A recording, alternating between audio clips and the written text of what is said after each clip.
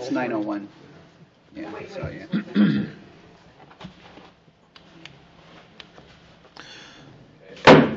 Okay, I'm calling the Umatilla County Board of Commissioners meeting to order.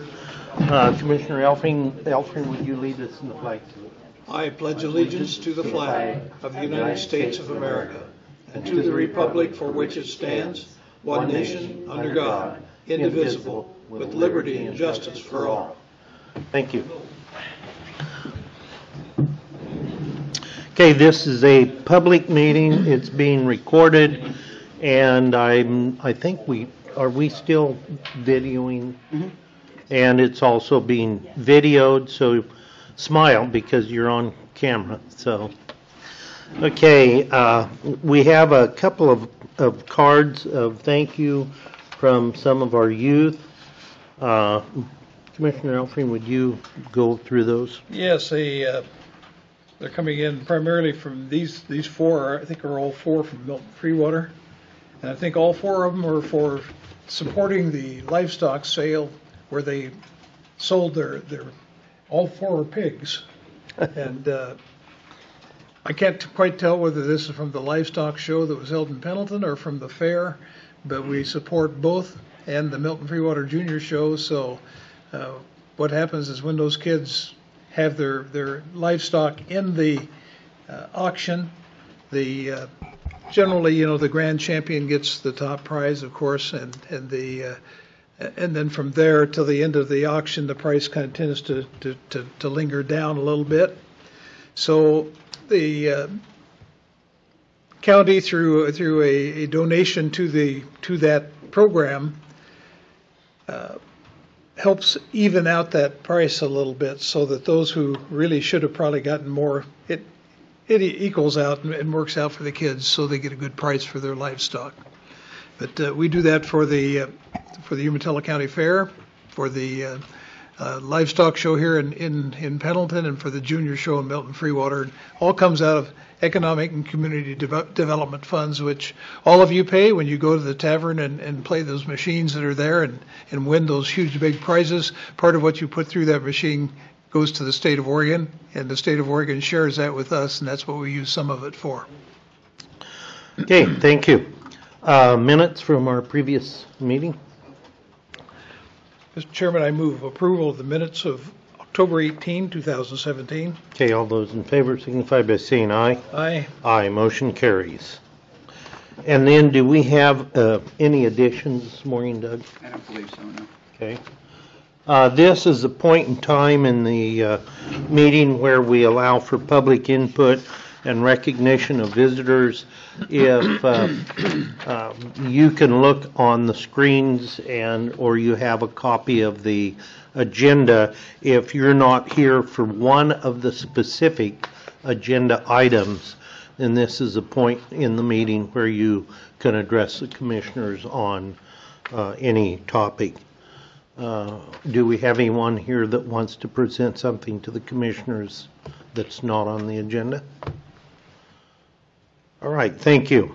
We'll jump right into our business items. We have a public hearing set for 9:30, right. So we're going to skip the hearing until that time. We have the proposed extension district. Are you presenting that, or are you presenting that? Claire's had a lot of experience doing that lately, so she can. Hey, Claire. Just wanted to follow up. So a couple months ago. If you would come up so we have you on the record and your name and all that information for us. I'm a tall one. I'm sorry. Claire Sponseller, County Leader for Oregon State University Extension Service here in Umatilla County. Essentially today we're requesting the formation of a new service district for 4-H extension and agricultural research here in Umatilla County. We have began this process a couple months ago with your formal approval to go out and approach the cities.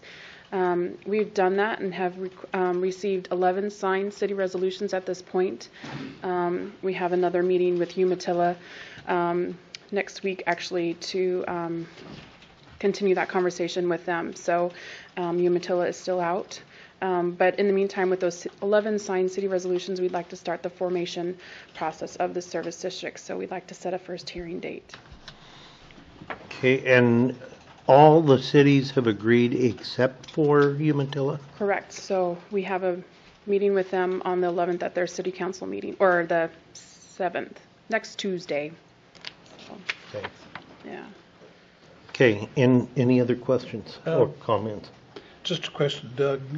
Does this require a hearing? Yes, this is this will require public hearings, but those have to be set yet. So the purpose for today is basically to formally initiate the formation process, and the first step in that process, there's basically what the organizers have done and got the consent from the cities to include those cities within the proposed district. And so now what this order will set it for its first public hearing. There are basically 2 total public hearings before it can be voted on by the board and then referred to the electors. So this will set the hearing at December 6th? Yes. Yep.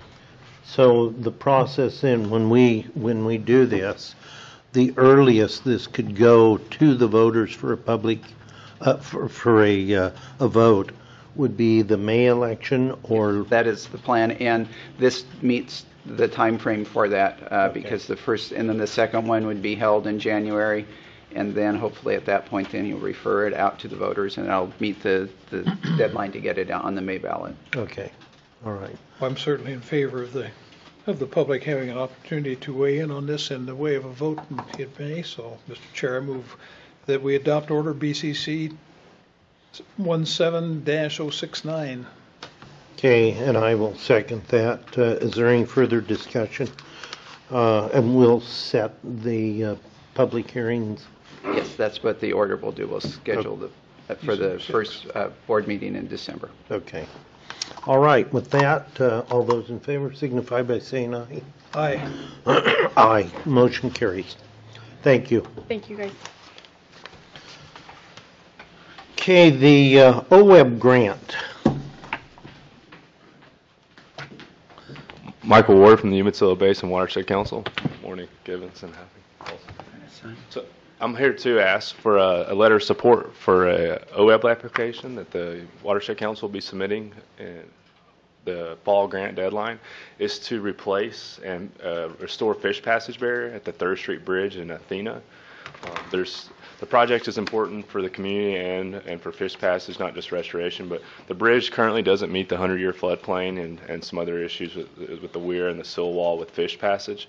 So our project proposes to replace the bridge with a new bridge, precast concrete that meets the 100-year FEMA flood levels, but also kind of keep it aesthetically appealing since it is a Main Street bridge for the community. So we're going to rebuild the sidewalks and everything and make it a little more friendly. It's not currently lit, so we're looking at doing that, and then trying to make sure with it being right there at the city park and on Main Street that it's in short, beautiful. But and our goal and the reason we're out there doing this, of course, is the fish passage. So that is a anadromous run for DPS listed steelhead. That barrier has been recorded as a complete fish passage barrier. Lamprey, steelhead, and any other things cannot get upstream. Resident rainbow trout have been documented upstream, and if we can remove that barrier, it's going to open up 15.4 miles of pretty good quality upstream habitat. This will increase the carrying capacity of Wild Horse Creek for steelhead and on down into the Umatilla. As you'll know, this summer we moved the Dillon Dam in partnership with ODFW and the tribes. So, it's kind of keeping that momentum going. Now that barrier is gone, it's even more crucial to open up more habitat upstream to kind of continue the growth of these fish in that area. So, a question, how do we get the resident trout upstream but not the steelhead and salmon and lamprey? That's a good question. So the resident trout are just born and stay up there. So these trout there's a good chance they've been living up there since that barrier was built 60, 70 years ago. So removing that barrier will give the fish that are returning right up to the barrier access to their traditional historic spawning grounds. And it'll also open up for those resident trout, if they decide to not be resident and head out to the ocean and become steelhead, then they'll be able to do so. Okay. I don't question the science on this at all, but I've seen pictures of salmon and steelhead going upstream over rocks, over falls and things like that. How does this bridge present a barrier? Yeah, it's a great question. So we did a feasibility study in 15 and 16 to kind of target what is the best alternative here. We didn't just come at this and say, let's take it out. We looked for every other option and explored 4 alternatives. And the sill wall is a 4-foot barrier. So at low flow, nothing's getting over it. But when the water's up in the spring and it's not as much as a barrier, the bridge, with it being so undersized and not built properly, there's fish passage criteria set by the National Fishery Science and then also ODFW. This structure meets neither, as well as the 100-year. So with it being so small and the water's up, the water velocity is so increased coming through there. It's just like a water hose. The current's too strong for them to even swim up it. So at low flow, it's a fish passage barrier because the sill wall, and high flow because the increased velocity. And the channel, with it being like that, it's deposited sill upstream. It's going to need to be, part of our project is to replace it with a bigger bridge, remove all that concrete, grade it, and then reestablish kind of a roughened channel. And the residents there are kind of always battling incision and banks and different problems that are caused because of this, the alignment not being right, and the kind of the things that are caused by the bridge and the sill wall. That's just kind of a vicious cycle, as you know, these things often are. So the stream itself is not the only issue. You're replacing the bridge. Do you have grant funding for not only the replacement of the bridge, but repairing and redoing that portion of the county road that connects with the city of Athena's? Yeah, so that's really important. Yeah, so we've done our best from the beginning. Going back to the feasibility study, Tom has attended a lot of the meetings and been very helpful and had input from the county and stuff. And we've tried to do our best to not put any cost on the city of Athena or the county. This is a $750,000 million project. We have sought funding far and wide, non-restoration and restoration funds. At this point, we've secured half the funding. This going to OWEB will secure, well, we've secured a little more than half. We got like 115% match right now. They require 25% match. So we're doing pretty good. We held a site visit with them last time, and where one of their concerns were that with this bridge being partial ownership right down the middle, it's half you guys and half the city of Athena, they're concerned about so much of the money going to non-restoration to the bridge. And so one of the things we'd like to maybe ask for the county is to assist in the hauling off of the old bridge with a few of your dump trucks and crews, and we can put it in a really tight window. We can plan all the way ahead. It'd be next September. And we've also got a dump site on a private landowner that is less than a mile away. So it's going to be a really convenient dump and haul off. And in there, it's not as much about the money. It's for us to show on paper that the county, this is important to them, and the county cares, and that we're willing to get out there and have some in-kind and help haul this off. And then we'll get this thing built, secure the funding and everything, and then we'll sign the bridge right over to you guys and have a new bridge on the books. I'm sure my colleagues, both myself and Commissioner Murdoch, who are not here, is supportive of the improvements. However, there'd be a lot of consultation with our Public Works Director before we sign off on putting manpower and equipment Absolutely, yeah. In the work schedule, simply because we are not oversupplied with Public Works Department staff or money to do that. A big county to upkeep. So, yeah, we'd love to get you any information you need, or do a site visit as well. And then one of the things we're looking at doing is trying to just get a little bit of the disposal costs covered in the grant, and then transfer those funds to y'all's budget. So that way we're not, we're at least covering some of the wear and tear and covering the guys out there that day. So we're not just completely taking it out of the county, because I know they got a lot to do and a lot going on. I know you're out on the road looking at it all yesterday. So, yeah. Have all other alternatives to removal of the bridge been exhausted? Yes, sir. So that was part of the 2-year feasibility study, and that was a big contract with a local company that was once here called Geoengineers, and they explored four alternatives. No action. Could we remove the passage barrier without replacing the bridge, which is going to be a lot cheaper? That was not going to work because the velocity was still going to be there, but also because the way that's a precast, it's kind of a box culvert bridge, it was going to the integrity of the whole structure would be at risk. And then also, no one was going to be able to sign off on that in-stream kind of work. We looked at, this is definitely the most expensive option, but it was the one that was going to be the best for the landowners, the best for the city, best for flooding, best for fish. This was the one that was the preferred alternative. And we've worked with the landowners all in that area in the city every step of the way. Every meeting we have out there, we make sure they're on site. We've really got their input. They're the ones who wanted the lights. They wanted the sidewalks. They wanted it looking nice. All those things were their criteria that we've kind of rallied up. So, How much of an elevation raise will this create on that street level? So it really won't raise it too much. It'll maybe 2 feet at most. It might have a slight arch. The bridge is going to be 50 foot, which now it's currently I think about 32. So it'll be a bit longer. But there was a 2010 FEMA flood mapping done around there, and this will actually give. We're doing a no-rise certification, so this will actually give the landowners kind of paper in hand showing that we didn't raise the floodplain there. Actually, we potentially lowered it and mitigated the risk from the bridge. So that's been a big perk for potentially the city there and the people that live on it and currently pay flood insurances. That this is going to help that situation.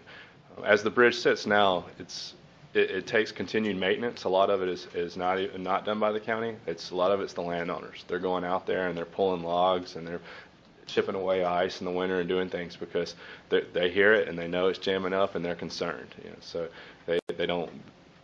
This would alleviate all those issues. So. I know you referred to FEMA a lot. You'd probably be better off with me if you didn't even mention FEMA. And all the landowners too, yeah. No one's liking to hear that, yeah. But it's just an obstacle we've had to face the whole time. And with the nose rise certification, it keeps them from having to come out. It keeps the area from having to be remapped. So that's one reason we've gone that route a lot. And all of our plans have been continually picked over and reviewed by the Bonneville Power Administration River Review Team or Restoration Review Team. So we've had a lot of eyes on this throughout the whole process. We're 3 years in now, and this is looking like we can maybe make this happen in 2018. So at this point, you're just asking for the county to give a letter of support. Yes, sir. Yeah. Any other comments, questions? Chair, I'd move we approve sending a letter of support for the grant. Before I second that, I do want to ask if our Public Works Director, Tom Fellows, to comment on this. Yeah, I think that supporting the grant is probably the way to go on this. As you've already indicated, we do need to have some more conversation about the potential financial support, whether that be in kind or whatnot, so that they can move forward. My suggestion would be that possibly Commissioner Givens, as the liaison to the road department, maybe we get together with Michael sooner than later.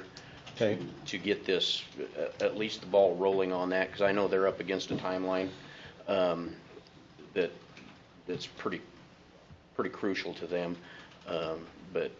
No, I think moving forward, I think is better than standing still on this Okay. issue. So. All right. Other comments? Okay, there is a motion. I will second it. All those in favor signify by saying aye. Aye. Aye. Motion carries. Thanks, Commissioners, and I'll be in touch and whatever you need. We got a 30% design, a 60% will be done in about 3 weeks, so I can email that to you, Doug, and you guys can start getting some eyes on it and get some questions rolling, get the dialogue, and make sure everybody's kind of informed of what's going on. If you would work with Doug on what you need in wording for this grant for support. Yeah, I'll send you a kind of a template for a letter of that'd be support. great. Thanks, Doug. Okay, thank you. Okay, fee waiver request is the next item. Bob, were you going to speak to that this morning? I couldn't just have it. Okay.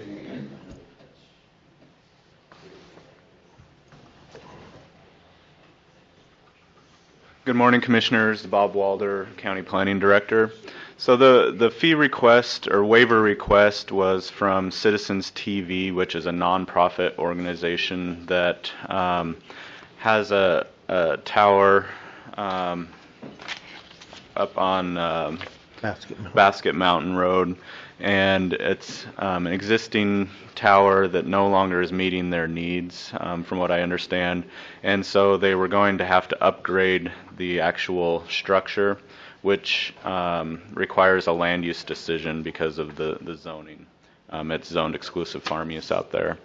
As you know, the fee for a land use decision is for a tower is $2,500. So they're seeking a waiver for that fee, given that they're a nonprofit organization and they're providing basically a service to the Milton Freewater area residents of providing over-the-air transmission of television.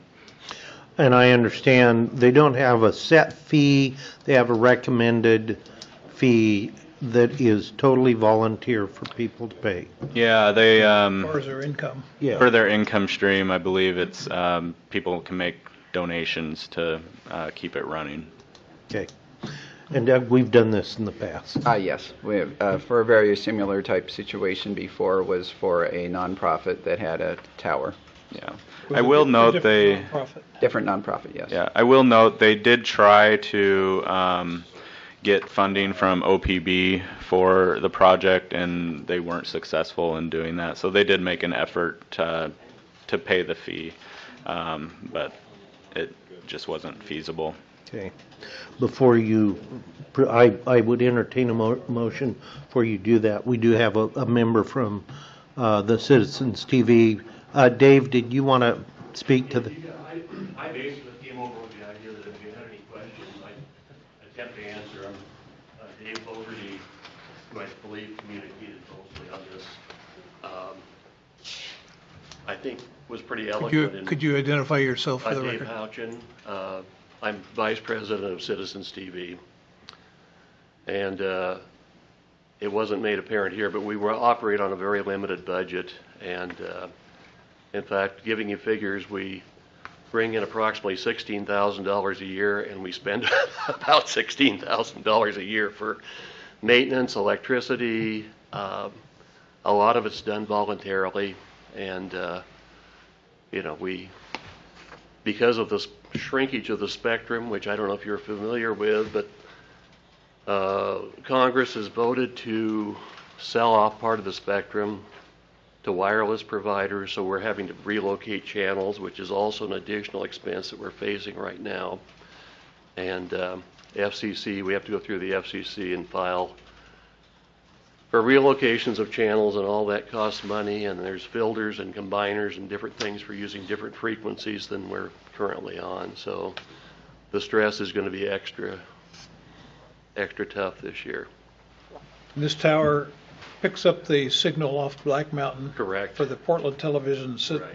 stations, and then broadcasts it to Milton Freewater area residents. Right. It's our only Oregon link for a lot of the residents in the Milton Freewater area, other than the East Oregonian, and people depend on it for news, sports, Oregon election coverage, and that kind of thing. It's because of this additional regulation that the tower needs to be erected and changed. You've been receiving this previously, is that not true? With the reduction in the number of channels available to broadcasters, we had a channel on 51 all the way up to 51, but now we're going to be limited to channels 14 through 36, and we're going to actually have to file on some of the same channels that Black Mountain uses. And I'm not an expert in television knowledge, but our expert in Milton Freewater, who is very good, says it's virtually impossible to receive on the same channel that you're transmitting on. You have to do some kind of an isolation thing where maybe you'd have to receive it miles away to be able to do that. So it's basically the shrinkage of the spectrum that's hurting us, and this would we would be able to microwave from Black Mountain to Milton Freewater signal. Okay, others here to speak on it? All right, I would entertain a motion. Mr. Chair, I'd move approval of the waiver in view of the fact that the organization is a nonprofit and limited in resources, and that they perform a valuable public service to the people that they broadcast to. I will second that. All those in favor signify by saying aye. Aye. Aye. Motion carries. Thanks, Dave. One little anecdotal thing. We have a lady who lives 100% on Social Security, and we ask people, and not everybody pays, certainly, but we ask people to send $45 a year or more. And one lady sends us $15 a year with a little note that says, "I'm sorry, I can't afford more." So that's, I give her great credit for doing that. Yep. Thank you. Thanks, Dave. Okay, our next item, we're a few minutes before we start our public hearing. That's the filling of the position for Human Services. And it doesn't look like anyone's here for it.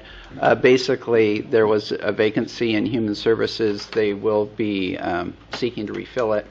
This request, though, is basically to allow them to double fill in case they can get someone in time, so that allowed the current persons that leaving at the end of December a chance to train the replacement.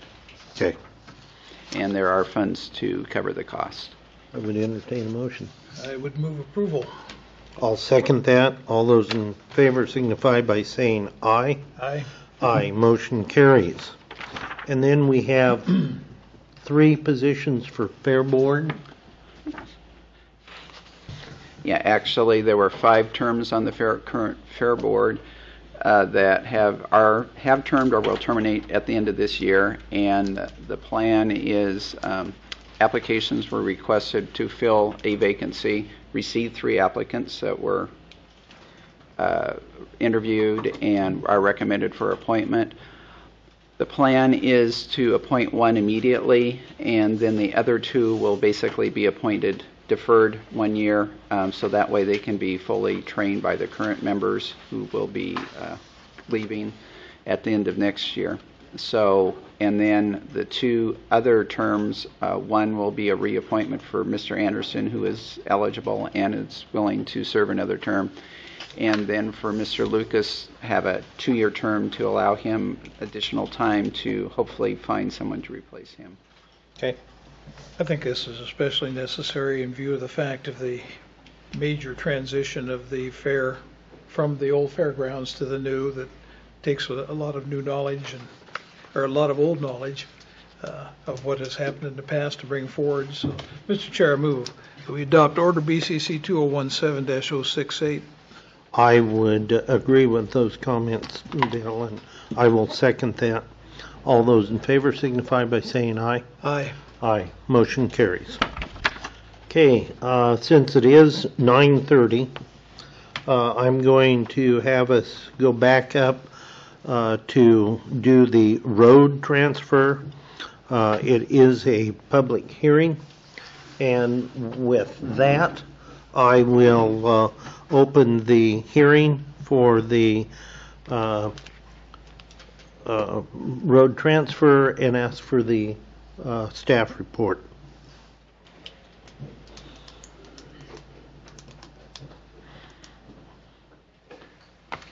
Good morning. I'm Matt Kenny with the Public Works Department. I'm going to move through this fairly quickly because it looks like we have a limited number of people here today, but virtually this is regarding the transfer of West Highland Avenue, County Road 1215, over in the city of Hermiston. And do you have that PowerPoint presentation by chance? Yeah, it's Yeah, if you could, that'd be great. That's okay. Just going to give you, first of all, an overview of the location of this for those who aren't familiar with it.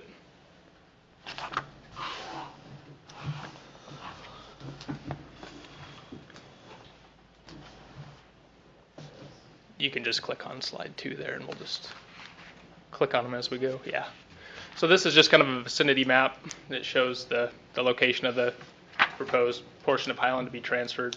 You can see there in red that that kind of heavy red line represents that portion of Highland that's proposed to be transferred. The heavy green line represents the Hermiston urban growth boundary, and the light yellow line represents the approximate Hermiston city limits.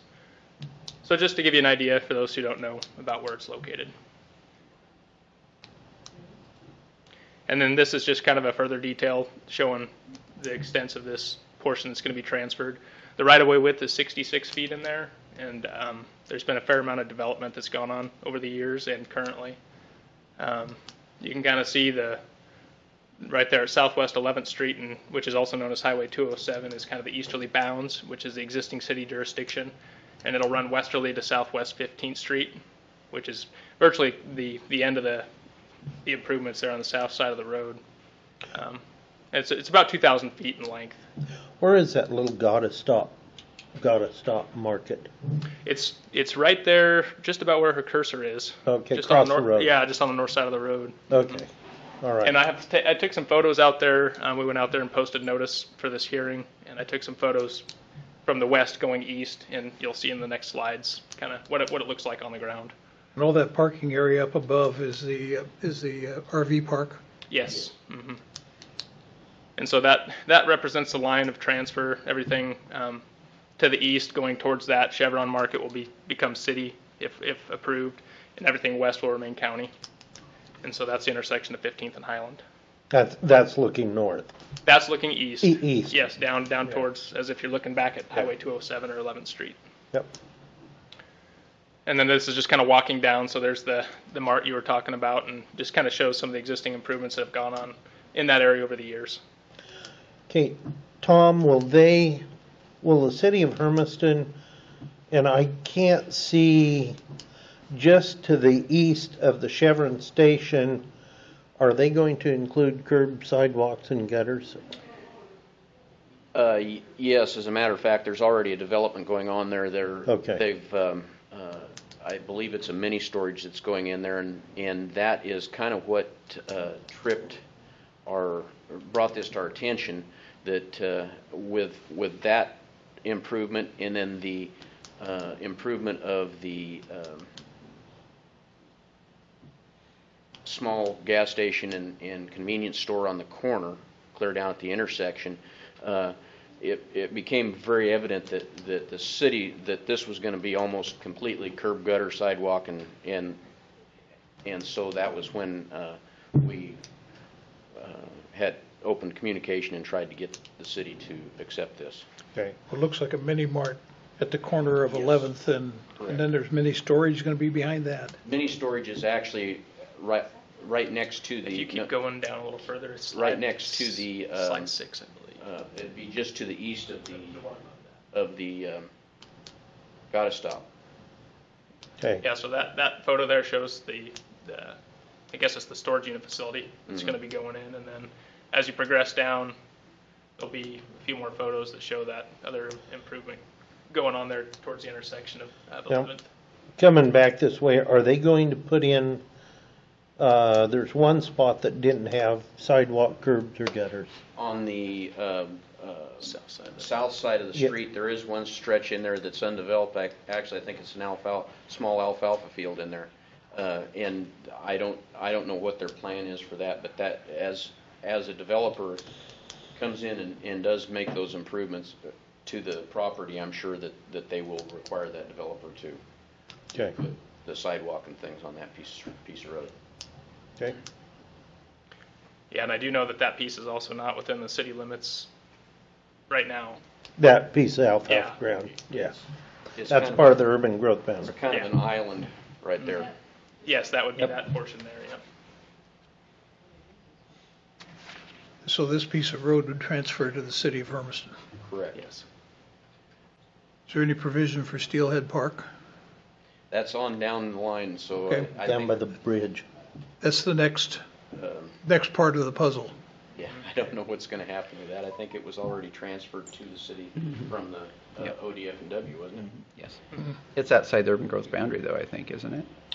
Well, the Umatilla River is the boundary. Yeah. So yeah, it would be outside. Okay. Well, the Umatilla River being the boundary, Steelhead Park would be inside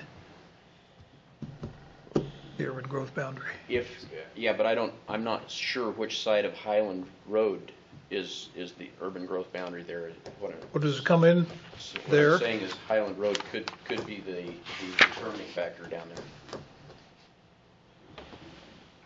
there. Appears to be following the river all the way. Okay. well, then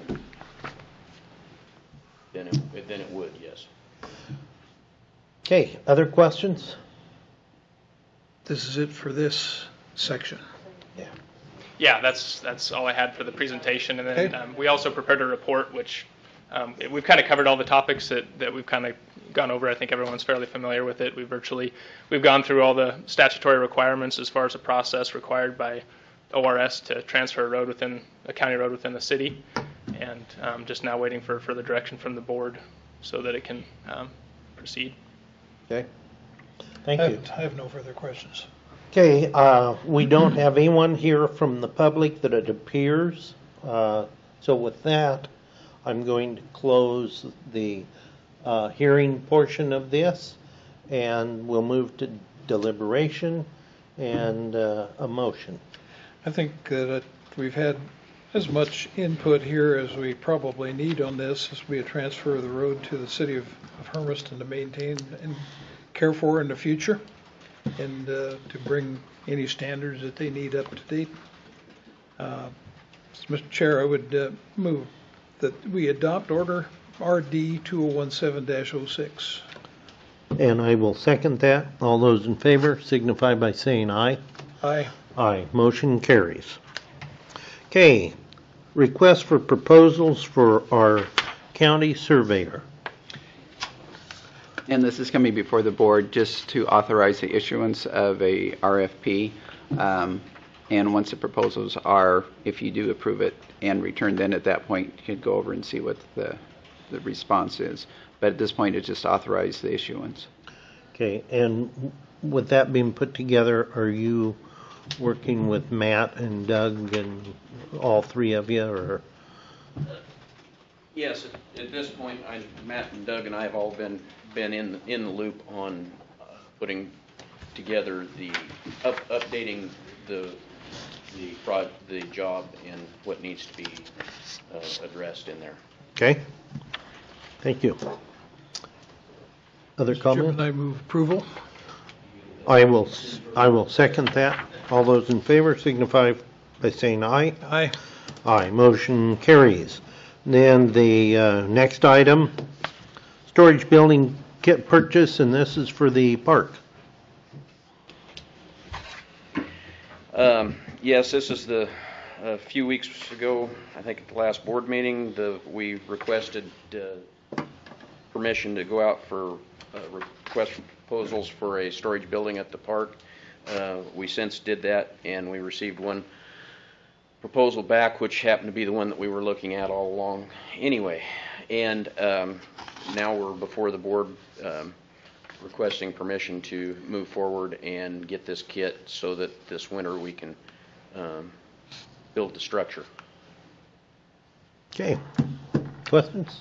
Looking at the specifications, 25 pounds of roof snow, that's per foot, is it, or is that Per square foot? per square foot, I believe that's what that is. And we went over this with planning and also with the requirements of the state and local standards, and everything here meets or exceeds what we have to have up there. And it is, that's adequate enough to take care of this, because I haven't been up there in the wintertime, but I imagine it gets quite a bit of snow. Not a tremendous amount. It's I mean, I can't give you. Last year there was 6 to 8 inches up there, maybe. It was about what we had in Athena. Yeah. And since that doesn't get the blowing conditions up there, it doesn't drift terribly bad. So yeah, So someone in a big- the park sits right at 2,000 feet. above Someone sea in a level. big pickup could get up there. Yes. Probably not even a big pickup in the winter time. A Subaru. Yeah. So that's all I had to ask. Okay, I would entertain a motion. Mr. Chair, I move that we award the contract for storage building kit to Versa Tube Building Systems in the amount of $12,899. And I will second that. All those in favor signify by saying aye. Aye. Aye, motion carries. Thank you. Thanks. The last item, an executive session Doug, do we have a need for that? No. Okay. I will move it, that's our business items. I will move into our commissioners' reports. Bill? Well, we had a good inspection tour of the roads of South Umatilla County yesterday. Virtually all kinds of roads, from the smoothest of macadams to almost a creek bottom in some for some of those that are not normally maintained but are still county roads. It was a good tour. Got to see a lot of the places that we wouldn't otherwise normally find ourselves driving. So it was good. That's really all I have. Okay. I wanted to report on the Power Corridor Committee meeting down in Hood River.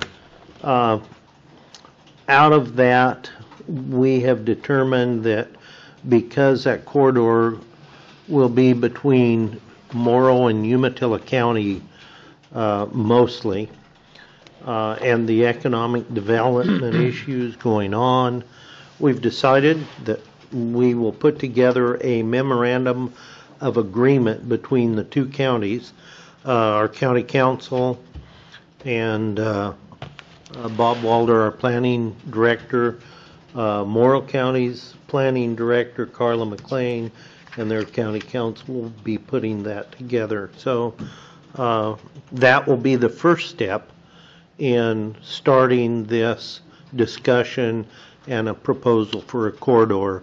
And this will also involve, probably in the future, the military, the Navy, because the Boardman bombing range, we know it will end up including the Army, due to the fact that they have not yet turned over the depot. So those will be coming up. The next meeting for this group is scheduled for December the 18th. Well, I'll tell you, any extra help that that group could provide to urge the Army to transfer that property would be welcomed. Oh, we'll all be working on that. So, and that's the only thing I have, other than it was a good tour yesterday. Again, thanks, Tom. If there's nothing further, we are adjourned.